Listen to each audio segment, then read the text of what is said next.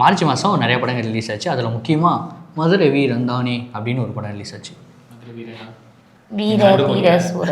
வீரதீரசூரன் அப்போ இன்னும் அந்த படம் பார்க்கலன்னு நினைக்கிறேன். நம்ம விக்ரம் சார் அவரோட படம் ரிலீஸ் ஆச்சு. எஸ்வி அருண்குமார் அவர் தான் படத்தோடைய டேரக்டர். படம் அனௌன்ஸ்மெண்ட்லேயே பார்த்தீங்கன்னா சித்தா படம் முடிச்சுட்டு இவங்க 2 பேரும் ஜாயின் பண்ண போகிறாங்கிறப்ப எக்ஸ்பெக்டேஷன் அதிகமாகவே இருந்தது. அதுவும் அந்த லுக்குக்கும் ஃபஸ்ட்டு ஒரு வாட் இஸ் தட் ப்ரோமோ மாதிரி ஒரு வீடியோ ஒன்று விட்டுருந்தாங்க. ஸோ அந்த வீடியோக்குமே ஒரு ஹைப் இருந்தது. ஸோ அந்த ஹைப்பை இந்த வீரதீரசூரா பீட் பண்ணிச்சான்னா நிச்சயமாக மக்கள் எல்லாருமே சாட்டிஸ்ஃபை ஆனாங்க. ஆமாம், ரொம்ப நாள் கழிச்சு விக்ரம் வந்து ஒரு கமர்ஷியல் ஹீரோ தான் அப்படின்னு சொன்ன படம். ஏன்னா பெருசாக இதில் வந்து கெட்டப்லாம் எதுவும் அதிகமாக இல்லை. நம்ம விக்ரம் சார்னு எடுத்துக்கிட்டோம்னாலே நிறையா கெட்டப் போடுவார், நிறையா வந்து எக்ஸ்பெரிமெண்ட் மாதிரி பண்ணுவாருங்கிறப்போ என்ன மாதிரி படம் நடிக்கிறாரோ அதுக்கு தகுந்த மாதிரியான கெட்டப்ஸ் இருக்கும்.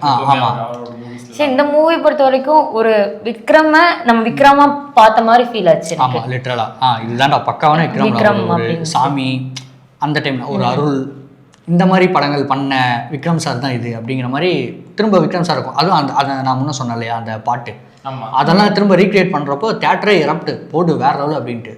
ஸோ இந்த படம் பார்த்தீங்கன்னா மார்ச் மாதம் ஃபஸ்ட்டு ஹிட் அப்படின்னு அதே மாதிரி அந்த படம் வந்து second part actually. First part இல்லை, ஃபஸ்ட் பார்ட் எப்போ வரும் நான் வெயிட் பண்ணிருக்கேன். சீக்கிரமாக வந்துடும், பார்க்கலாம் எப்போ வருதுன்னு. ஸோ அடுத்து மார்ச் மாதம் என்ன படம் ரிலீஸ் ஆச்சுன்னா, ரிலீஸ் ஆச்சுங்கிறத விட ஒரு ஹிட்டான படம் அப்படின்னு இப்போ வரைக்கும் சொல்லப்படுது. இப்போ நான் சொன்னால் மக்கள் எல்லாரும் கூட கமெண்ட்டில் வந்து ஏதாவது ஒன்று சொல்லலாம். பட் நம்ம இந்த படத்தை பற்றி பேசி தான் ஆகணும். ஏன்னா இந்த படம் வந்து நல்லா ஹிட் ஆகிடுச்சு. அதாவது ஓரளவுக்கு வசூல் வயசாகவும் சரி, கொஞ்சம் வாட் இஸ் தட் ரிவ்யூ வைஸாகவும் சரி, சில பேர் நல்லா இருக்குன்னு சொல்லிட்டாங்க. அதனால் இந்த படம் வந்து இந்த லிஸ்ட்டில் வரப்போகுது. மர்மர் எது மர்மரும் வந்து பரவாயில்ல. நான் வந்து லைக் அது மேக்கிங்காக இருக்கட்டும் மற்றதெல்லாம் கூட ஓகே. ஒரு 1.5 hours ரொம்ப வேஸ்ட் பண்ணணும்னு கொஞ்சம் யோசிச்ச படம் இந்த படம். அதான் இந்த படம் ஹிட்டான ஒரு ரீசன் வந்து இன்ஃப்ளூயன்சர் தான் நான் காரணம். ஸோ இந்த மூவியை போகும்போது நம்ம ஒரு பதிவை வந்து சொல்லி ஆகணும்.